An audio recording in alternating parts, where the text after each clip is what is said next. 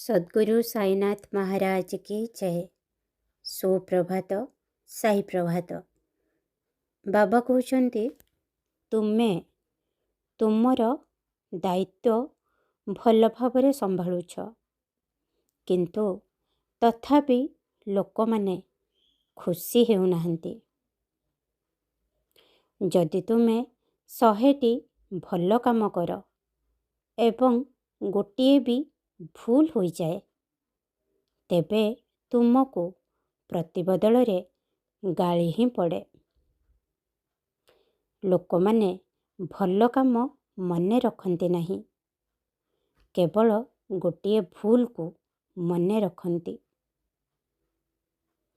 तेणु पिला माने मने रख, वर्तमान एही समय कली जुग चली।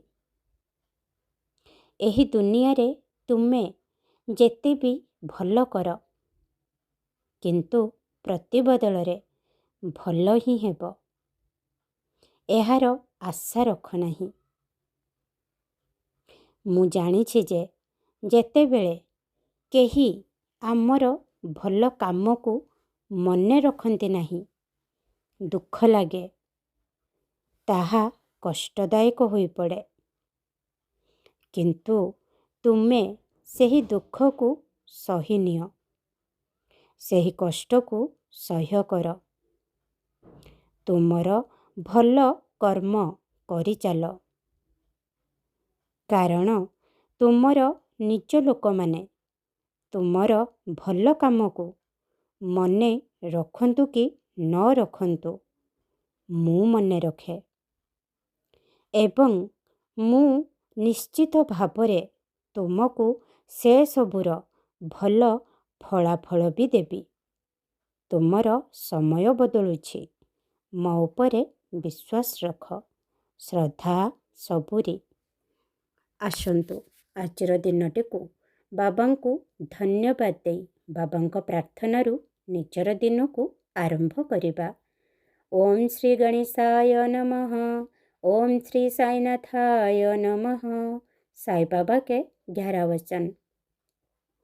जो शिरडी में आएगा आफत दूर भगाएगा, चढ़े समाधि की सीढ़ी पर, पैर तले दुखों की पीढ़ी पर, त्याग शरीर चला जाऊंगा, भक्त हेतु दौड़ाऊंगा, मन में रखना दृढ़ विश्वास, करे समाधि पूरी आस, मुझे सदा जीवित ही जानो, अनुभव करो सत्य पहचानो, मेरी शरण आ खाली जाए, हो तो कोई मुझे बताए, जैसा भाव रहा जिसी जन का, वैसा रूप हुआ मेरे मन का, भार तुम्हारा मुझ पर होगा, वचन न मेरा झूठा होगा, असह्यता लो भरपूर, जो मांगा वो नहीं है दूर, मुझ में लीन वचन मन गाया, उसका ऋण न कभी चुकाया, धन्य धन्य ओ भक्त अनन्य, मेरी शरण तज जिसी न अन्य, अनंत कोटि ब्रह्मांड नायक राजाधिराज योगीराज, परम ब्रह्म श्री सच्चिदानंद सद्गुरु